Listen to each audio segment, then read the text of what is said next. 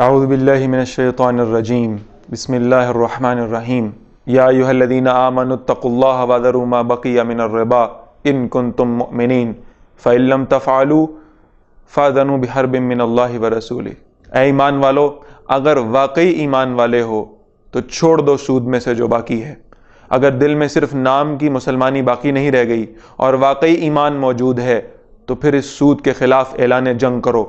سود جس کا ایک درہم 36 مرتبہ زنا کرنے سے بڑا گناہ، سود جو سور سے زیادہ حرام، سود جس کا ہلکے سے ہلکا درجہ اپنی ماں کے ساتھ بدکاری کرنے کے برابر جرم، سود جو اللہ اور اللہ کے رسول صلی اللہ علیہ وسلم کے ساتھ جنگ کے مترادف، سود جو اس امت کی معاشی بدحالی کا سب سے بڑا سبب۔ کیا ہم نے اللہ اور اللہ کے رسول صلی اللہ علیہ وسلم سے جنگ کی تیاری نہیں کر لی؟ کیا ہم نے اپنے آپ کو اللہ کے عذاب کے لیے تیار نہیں کر لیا؟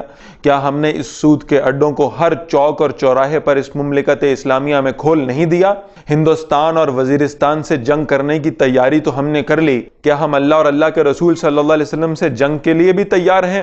یاد رکھیے، اللہ اور اللہ کے رسول صلی اللہ علیہ وسلم سے جنگ میں شکست بالآخر ہمارا مقدر ٹھہرے گی اور اللہ کا عذاب ہم پر مسلط ہو کر رہے گا۔ اللہ خود قرآن میں فرماتا ہے کہ اللہ سود کو کم کر دیتا ہے اور صدقات کو بڑھا دیتا ہے۔ ہمیں ایسا محسوس ہوتا ہے کہ اس سود کو چھوڑنے کے بعد ہماری انفرادی اور اجتماعی معیشت دھڑم سے نیچے آن گرے گی۔ کہ ہم نے اللہ کے عذاب کے لیے خود کو تیار نہیں کر لیا؟ یاد رکھیے، اللہ اور اللہ کے رسول صلی اللہ علیہ وسلم سے جنگ میں شکست بالآخر ہمارا ہی مقدر ٹھہرے گی۔